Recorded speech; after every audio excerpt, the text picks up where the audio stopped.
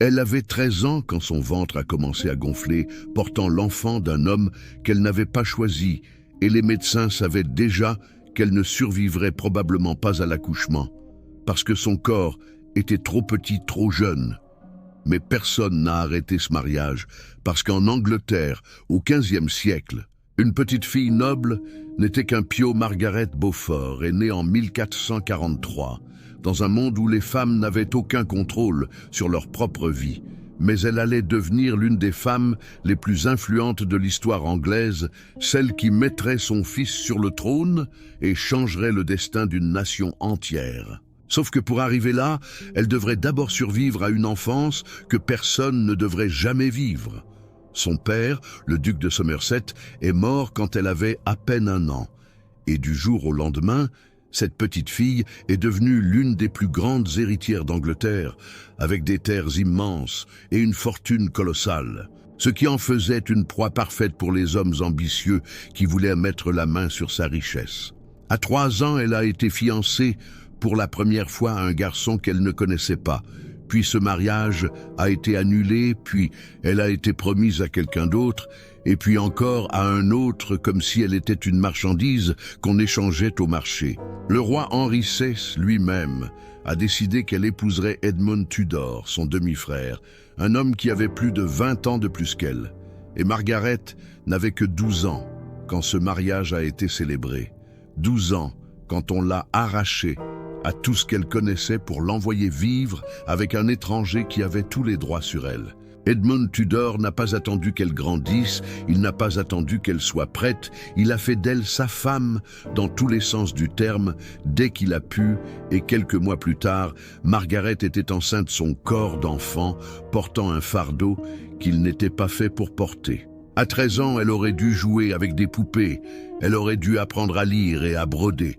Mais au lieu de ça, elle sentait quelque chose grandir en elle, quelque chose qui la terrifiait parce qu'elle savait ce qui arrivait aux femmes pendant l'accouchement. Elle avait entendu les cris, elle avait vu les corps qu'on emportait enveloppés dans des draps blancs. Edmund Tudor est mort avant même que l'enfant naisse, capturé pendant la guerre qui déchirait l'Angleterre entre les maisons de Lancastre et d'York, cette guerre qu'on appellerait plus tard la guerre des Roses. Et Margaret s'est retrouvée seule, veuve à 13 ans, enceinte, sans protection, dans un château isolé du pays de Galles où l'hiver était brutal et où chaque jour qui passait rapprochait le moment qu'elle redoutait plus que tout. Elle priait tous les jours, agenouillée sur le sol froid de la chapelle, suppliant Dieu de la laisser vivre assez longtemps pour voir son enfant, et elle promettait que si elle survivait, elle consacrerait sa vie entière à servir sa foi, qu'elle ferait tout ce qu'il fallait pour honorer la mémoire de cet enfant qu'elle portait.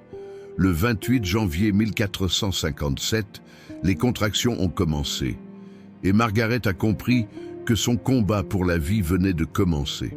Un combat qu'elle risquait de perdre avant même d'avoir eu la chance de vraiment vivre. Les sages-femmes étaient là, elles essayaient de la rassurer, mais Margaret voyait la peur dans leurs yeux, parce qu'elle savait que son bassin était trop étroit, que son corps n'était pas développé, qu'un accouchement normal était presque impossible pour une fille de son âge, et pendant des heures interminables, Margaret a hurlé dans cette chambre sombre, son corps déchiré par une douleur qu'elle n'aurait jamais pu imaginer, une douleur qui lui donnait l'impression qu'on la coupait en deux.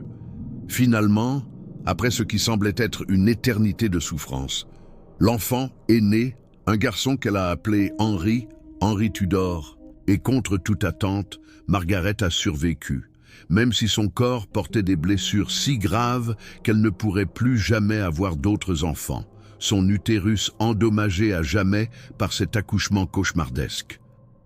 Elle avait à peine 14 ans, et déjà une partie d'elle était morte dans cette chambre, remplacée par quelque chose de plus dur, de plus déterminé, une volonté de fer, forgée dans la douleur et la peur de cette nuit terrible. Haine sur l'échiquier des hommes puissants. Margaret regardait ce petit garçon dans ses bras, et elle savait que c'était tout ce qu'elle aurait jamais, son unique enfant, le seul héritier de son sang. Et elle s'est juré qu'elle ferait tout, absolument tout, pour qu'il survive et qu'il prospère dans ce monde brutal qui les entourait. Mais l'Angleterre était en pleine guerre civile.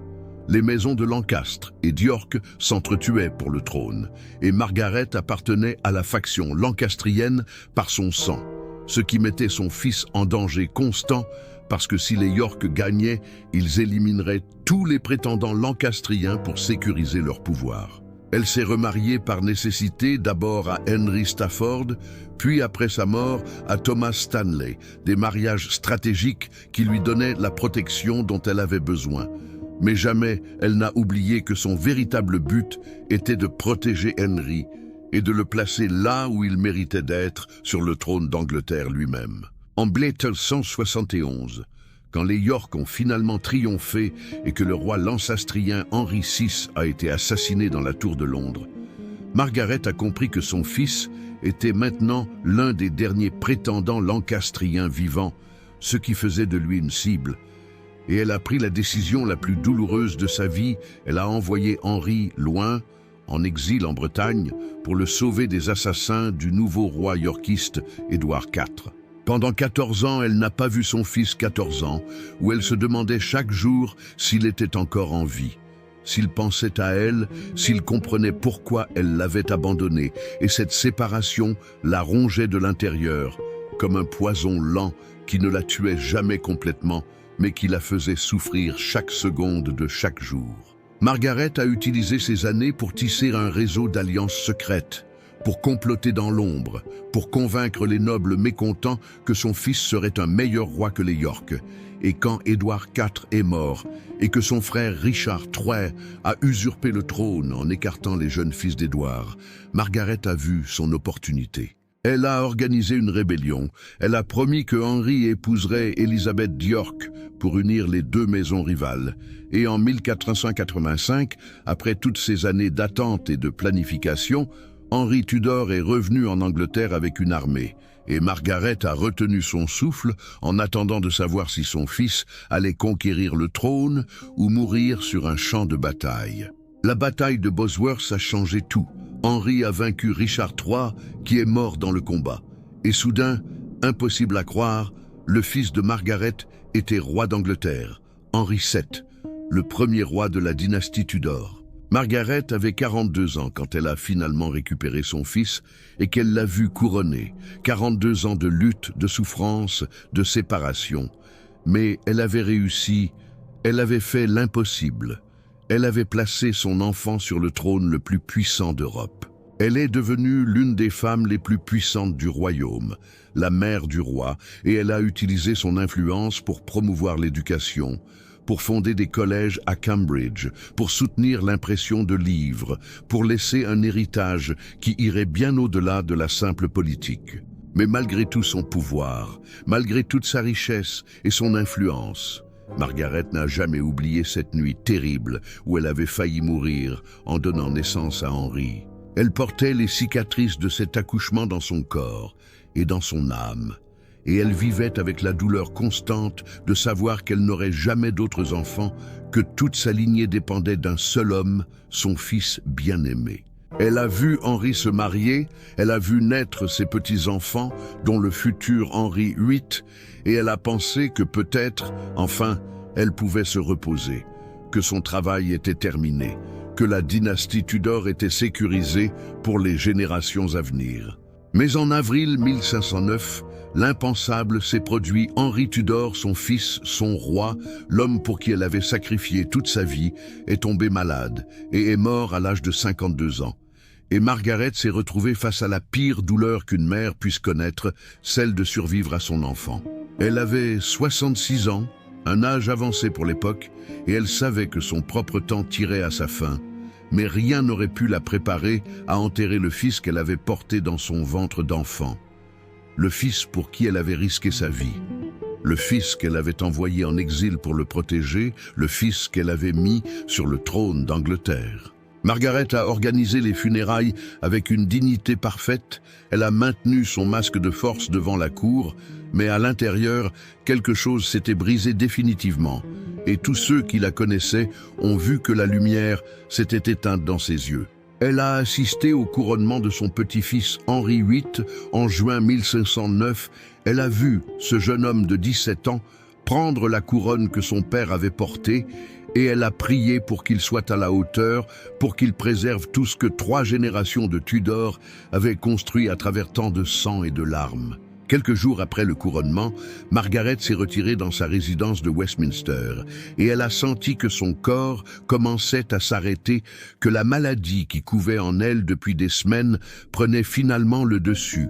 Et elle n'a pas lutté parce qu'elle était fatiguée, si fatiguée d'une vie entière de combats et de sacrifices. Le 29 juin 1069, moins de 2 mois après la mort de son fils, Margaret Beaufort est morte dans son lit entourée de prêtres qui récitaient des prières, et ses derniers mots ont été pour Henry, pour le fils qu'elle avait aimé plus que tout au monde, et qu'elle allait enfin rejoindre dans la mort. Les chroniqueurs de l'époque ont écrit que Margaret est morte de chagrin, que son cœur s'est simplement arrêté de battre parce qu'il ne pouvait pas supporter la douleur de la perte de son fils.